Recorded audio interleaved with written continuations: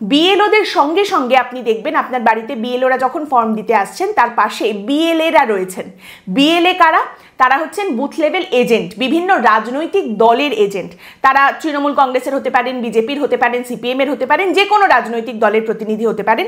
তারা কিন্তু নির্বাচনী আধিকারিক নন, তারা নির্বাচনের কোনো কাজ সরকারিভাবে করছেন না, তারা কোনো সরকারি কর্মচারী নন, তারা রাজনৈতিক দলের প্রতিনিধি। কাজেই আপনার মূল কথোপকথনটা কিন্তু হবে বিএলওর সঙ্গে, বিএলএর সঙ্গে নয়। আপনার যা জিজ্ঞাস্য, আপনার যা যা জানার আছে আপনি সেটা বিএলওর কাছ থেকে জানবেন। বিএলএ বুথ লেভেল এজেন্ট যিনি রাজনৈতিক দলের প্রতিনিধি রয়েছেন তিনি সেখানে থাকতে পারেন।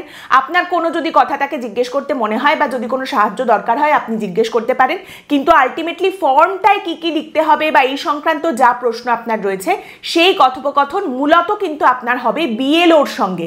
তিনি যে কথাটা বলছেন সেটা শুনুন। আপনার এবং বিএলওর কথোপকথনের মাঝখানে কোনো বিএলএ, কোনো রাজনৈতিক দলের প্রতিনিধি ইন্টারফেয়ার করতে পারেন না। তার কিন্তু সেই এখতিয়ার নেই যে তিনি আপনাকে বলে দেবেন কি করতে হবে।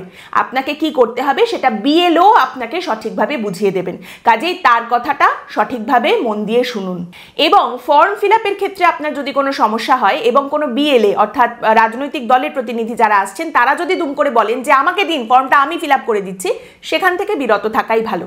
ফর্ম ফিল আপে অসুবিধা হলে বিএলওরই কিন্তু দায়িত্ব আপনাকে সাহায্য করার। কাজেই নিজে সেই ফর্ম পূরণ করুন অথবা বিএলওর সাহায্য নিন।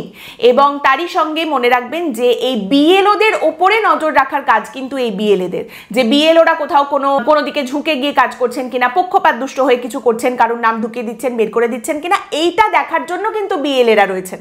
আপনাকে সাহায্য করার জন্য বিএলওরা রয়েছেন।